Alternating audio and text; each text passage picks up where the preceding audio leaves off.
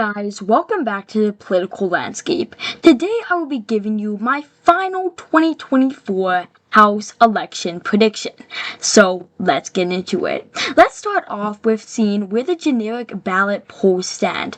As of right now, Republicans have a 1-point edge in the generic congressional vote. While that is a small margin for Republicans, it really is big when you see that back in 2020, Democrats led in this same average by 6.8%, and they only ended up winning it by 3.1%. And so we're seeing that in the 2024 election, Republicans are on way for a really good election compared to 2022. So with that said, let's get into it. We're going to start off with a very competitive race in Alaska. Incumbent Democrat Mary Peltola is up against Nick Bajich. She is in Alaska, and Alaska voted for Trump in 2020 by 10 points. And she won this district by 12 points in 2022 in the final round of ranked choice voting. Now, because it is a presidential election, I do believe that she's going to narrowly go down just because of how polarized this environment is. So as of right now, I think I'm going to give this to Nick Bajich by a very slim margin. Again, this could really go either way, but as of right now, I'm going to give it to the Republican. And then our next competitive races are in Arizona. We have David Schweitzer against Amish Shah, and David Schweitzer is a Republican from a 1.5% Biden district. Now, because David Schweitzer now is the incumbent, I do believe he's going to win this district. I also believe this district is going to trend more Republican, as I see Arizona trending more Republican. And then we have Juan Ciscomani. I also believe he will be able to hold on in this district. This is just a 0.1% Biden district, and I have no doubt in my mind that this is going to be a Republican district because Donald Trump is doing so much better in Arizona. So that finishes off our districts in Arizona. Now we're going to go to our districts in California. We have a lot of competitive districts. Our first one is John Duarte's district. He is a freshman congressman, and he is representing a district that is plus 11 points for Biden in 2020. Now, he really only won this by half of a percentage point, and so for that reason I'm going to give it to the Democrat, just because it's a very Democrat district, and for that reason I think Adam Gray will be able to unseat John Duarte. But with David Valadao, I see him holding on. You see, he won by 3 points in 2022, and he is one of the more moderate Republicans in the House. He voted to impeach Trump, and so I think that's going to help him in California's 22nd district. Same with Mike Garcia. Really, everybody in his district loves him. He won by 6.4%, even though he's in a 12.4% Biden district. He has that incumbent appeal, and so I do believe he's going to be able to hold on. And then I don't think Ken Calvin's going to have trouble holding on. He'll probably hold on by a lean margin. He's in a Republican district, and California, according to the polls, does look like it's going to be trending more right, and so I see him holding on. And I also see Michelle Steele holding on by a slim margin, even though she's in a 6% Biden district in 2020. Our next state that we're going to look at is Colorado, and the only competitive district that we have out of Colorado is Colorado's 8th district. And Yadira Caravillo really was not expected to win this district in 2022, but she did pull off an upset. And for right now, I think I'm going to have it in the tilt Democrat column, just because Colorado is such a left trending state, and that will definitely help the incumbent there. And then we don't have a lot of competitive seats in Delaware, Florida, Georgia, Hawaii, Idaho, or Illinois, or Indiana, but we do have competitive districts in Iowa. So the first one is Marinette Miller Meeks. She's in a 3% Trump district. I see Iowa as a whole trending more Republican in this election, and so I will give that as a tilt Republican district. And then we have Zach Nunn. He's in a very, very slim Trump district in 2020. 2020. And so this is going to be hard for him. Lennon Beckham has been up in some of the polls, but because Iowa I do see trending a little right, I think that's going to be enough to put Zach Nunn over the top in Iowa. So that will be 2 more districts for the Republicans. And then Kansas there's only one semi-competitive district, and if you look at how much it voted for the president, this should be a competitive district. But Sheriff Davids is very popular in her district. She won this district by 12.2 points in 2020, which was supposed to be a red wave year for the Republicans. And so I do see her holding on probably by a likely margin, as it shows right there. And then we do have a competitive district out of Maine. We have Jared Golden up against Austin Theriault, and this is really going to be a competitive race. Jared Golden won this in 2022 by 6.1%. And if we look at what the partisan of this district is, we see that it voted for Trump by 6.1% too. And so this one's definitely going to be close, but I think that I do think that Austin Theriault is going to be able to unseat Jared Golden. He's been up in some of the polls coming out of there, and even though Jared Golden is a more moderate member of the House, I do see him going down by a very slim margin.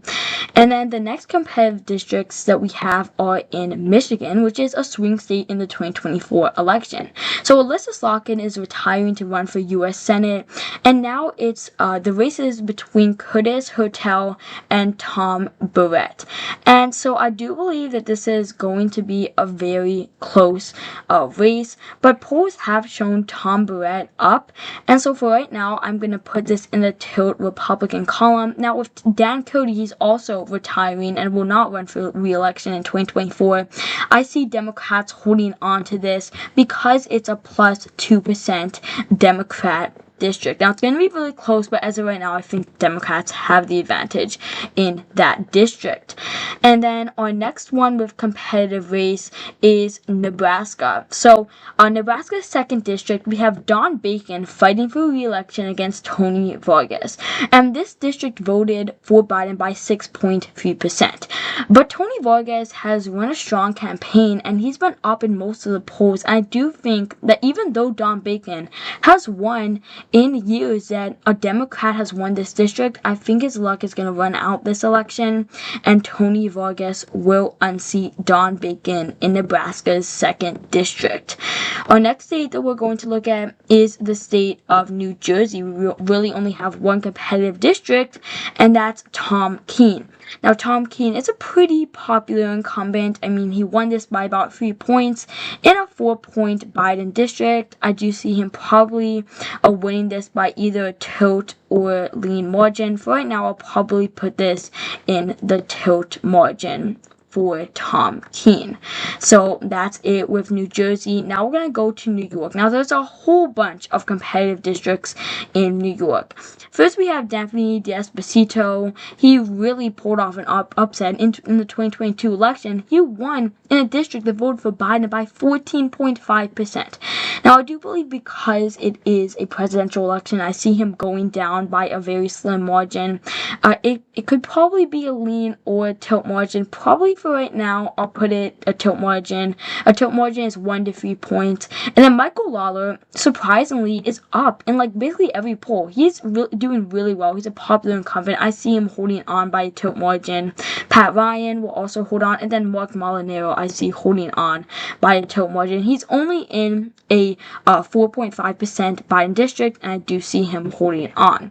So that finishes off our districts in New York. We have one competitive one in North Carolina, and this is Dawn Davis against Lori Buckhout. Now I see probably Lori Buckhout winning this because I see North Carolina probably trending to the right. This district has a large black population, and And this district in particular has been trending to the right in recent years, and so for that reason, I'm going to give it to the Republicans by a tilt margin. And then the next state that we have is Ohio. There's really only 2 semi-competitive districts, and we have Marcy Kaptur. Marcy Kaptur is very well liked in her district, and even though it's a Trump plus 3 district, she's been able to hold on since 1983. She is a very long-serving Democrat, and I do believe because she is so popular in her district, she is going to be able to hold on. And then our next state that we're going to look at is Oregon. And in Oregon, we see that Oregon's 5th is a very competitive district between Lori Chavez DeRemer and Janelle Bynum. And I do believe that Janelle Bynum will win this. Lori Chavez DeRemer did pull off an upset in 2022, but just because of the partisanship of this district, I see her losing in 2024. And then our next state that we have is Pennsylvania. There are 3 competitive districts. We have Susan Wild. I see Susan Wild narrowly winning re-election. She's in a district that voted for Biden by only 0.6% in 2020. And as of right now, I see Trump actually flipping this district, but I still see Susan Wild holding on. Matt Cartwright, on the contrary, I see him losing to Robert Bresnahan just because of the partisanship of this district and because I see this district trending more right this election. And then Scott Perry, surprisingly, has been in a very tough position in re-election. It really should have been a hard district for him, but Janelle Stelson has been outraising him, and this has actually become a pretty competitive district. I still see Scott Perry holding on, but it's really surprising that Democrats have made this district pretty competitive, considering it voted for Trump by about 4 points in 2020. So that's it with Pennsylvania. Our next one to look at is the state of Virginia. We have 1 competitive seat in Virginia, and that's Virginia's 7th. Eugene Vindman literally raised like $6 million in 1 quarter. That's more than some of the Senate candidates in these key races have raised. And so I definitely do think that because Eugene Vindman has such a big cash advantage, he's going to win. Also because of the partisanship of this district, and so that would go into the tilt Democrat column. And then we have 1 more race, and that is in the state of Washington, where Marie Perez is up against Joe Kent. Now, this district voted for Trump by 4.2%, but Marie Perez definitely pulled off an upset in this district, and she won it by 0.8% in 2022. Now, I do believe that this district is going to go back to the Republicans by a tilt margin. This district is a plus 4% a Trump district, and I do think that Joe Kent will run a better campaign than he did in 2022, and so that would be a tilt margin for Joe Kent. So this is my final 2024 House election prediction. Republicans would win 223 to Democrats 212. I hope you guys enjoyed this video. If you did, make sure to smash the like button down below and subscribe. Comment your thoughts or suggestions in the comment section down below. Shout out to Diana Barbie, our first channel member. If you would like to become a member, you can join near my channel logo. And as always, thank you guys so much for watching. Now I'll see you guys in the next one.